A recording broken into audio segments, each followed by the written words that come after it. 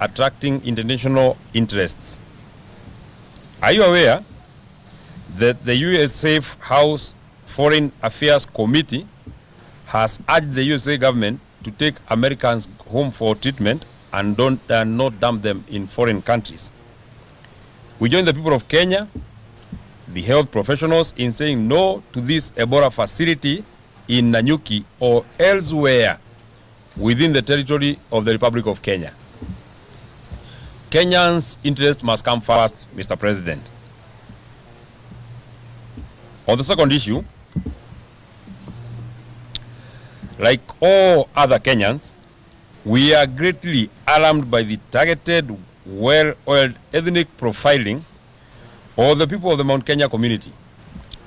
This leaves us with no choice but to tell the people that they are under siege from the man they voted for as president, Mr. William Ruto.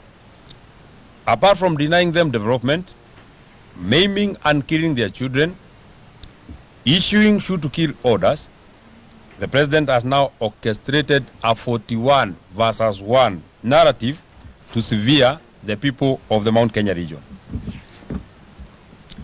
In particular, the Kikuyu, Embu, Meru, and Tharaka communities. From the outset, we want it to be publicly known that any violence, destruction of property, and loss of life in Mount Kenya region is state-sponsored. The chief financier of this scheme is the Cabinet Secretary for Interior, Mr. Kipchumba Murkomen, and the PS for Interior, Mr. Raymond Omolo, while the executor is one Mr. Moses Kuria.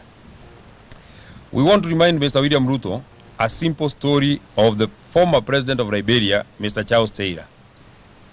He is still serving a 50-year jail term in a British prison following his involvement in civil war in Sierra Leone for crimes against humanity, including murder, rape, among others.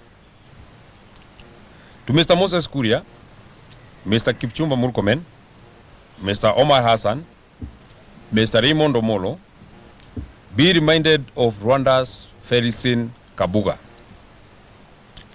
Kenyans have not forgotten the 2007-2008 post-election violence. Mr. William Ruto, the then Eldoret North MP, crafted a 41 versus 1 narrative to isolate the people of the Mount Kenya region. We remember that over 1,300 Kenyans lost their lives. Hundreds of thousands of Kenyans lost their property and homes. Some Kenyans are still in IDP camps 20 years later. Mr. William Ruto and the UDA Secretary General, Mr. Omar Hassan, a notorious hate monger and tribal terrorist, have a better story to tell. We do not know what bitter obsession the two leaders have with the people of the Mount Kenya region. 20 years later, we know that Mr. William Ruto is more vicious, is more bold, is more brutal, is more bitter, is less caring, is too bloodthirsty, is well networked, is more resourced, is better experienced to cause electoral violence and state-sponsored violence and terrorism. This is just to subvert the will of the people and ruled by the iron fist in the 2027 elections. Mr. William Ruto, we want to advise you and your warmongers that Kenyans are more superior and more enlightened. The world is more alert, and ICC is closer to you than ever before. The world must watch the brewing state-sponsored violence and culture of goonism in Kenya, courtesy of Mr. William Ruto and his mafia. He is more emboldened by the fact that his former lawyer, Mr. Karim Khan, is the chief prosecutor at ICC. 2027 is not 2007. 2027 is not 2007. And neither is 2007 2027. This profiling, tribal and ethnic incursion, and smear campaign will not be tolerated. The people of the Mount Kenya region are free to live anywhere in this country and do business with others. Fellow Kenyans, We want to take you back to the Gen Z protests of the year 2024 and the year 2025 and the subsequent Sabasaba Day protests.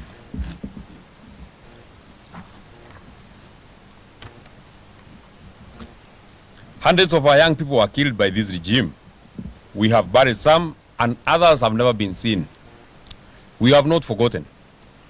Other young people were pushed through the courts of law under terrorism charges, but they were later released because these were trumped up charges by the government of Mr. William Ruto.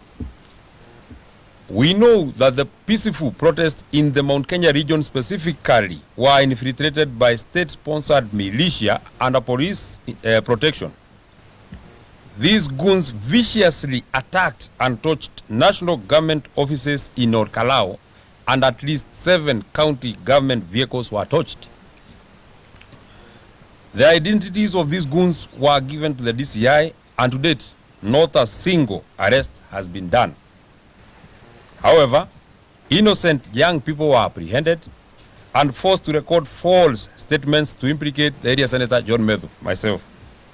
Fortunately, these statements could not make a case when the government learned that the days before and after the mayhem, the senator was out of the country on official duty. In Kikuyu town, locals were torched and sections of the sub-county offices, vehicles and machinery were destroyed by goons well coordinated by the government to lay blames on the innocent and peaceful residents of Kikuyu town and blame it on the opposition. In Naivasha town, Power Star supermarket was petrol bombed and small businesses have never recovered. 8 trucks belonging to Kanini wholesalers were torched. Ketia supermarket was broken into and shelves emptied, while Nganga's hotel was completely vandalized. In Kabati, Kandara constituency, Murang'a County, county supermarket was looted dry. The proprietor sounded an alarm 3 hours before the looting began, and not a single police officer showed up.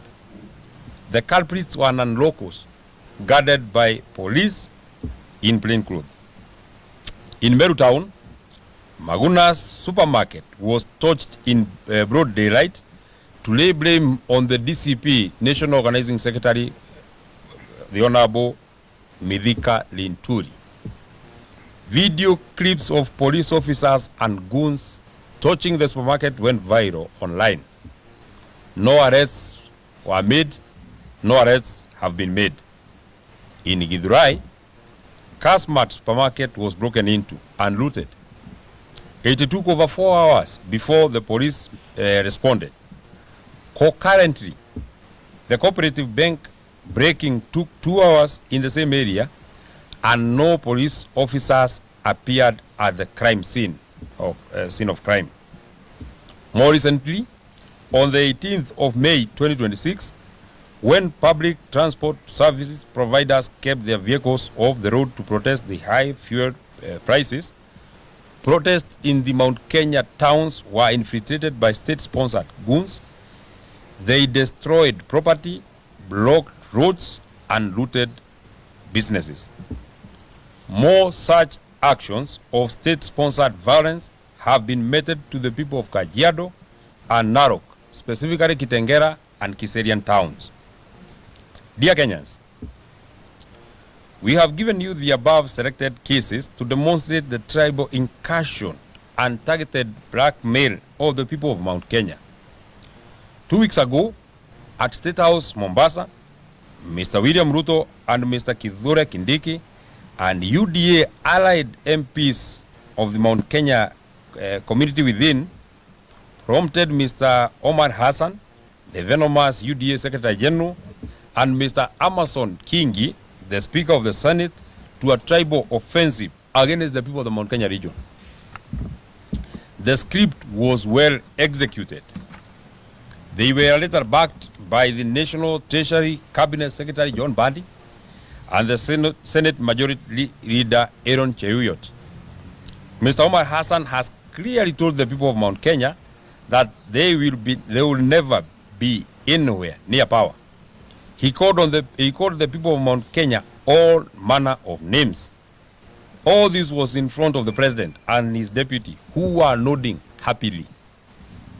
In the same event, Mr. MATIANG'I, the Speaker of the Senate, blatantly castigated the people of the Mount Kenya region. All this in front of the president and his deputy.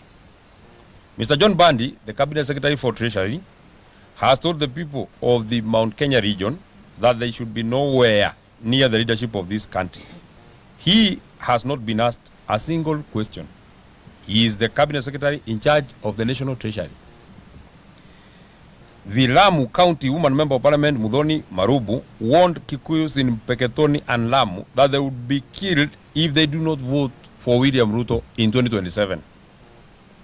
Mr. William Ruto has a perfect script to stifle the people of the Mount Kenya region to oblivion ahead of the 2027 general elections and ensure voter suppression, voter apathy, and completely demobilize them.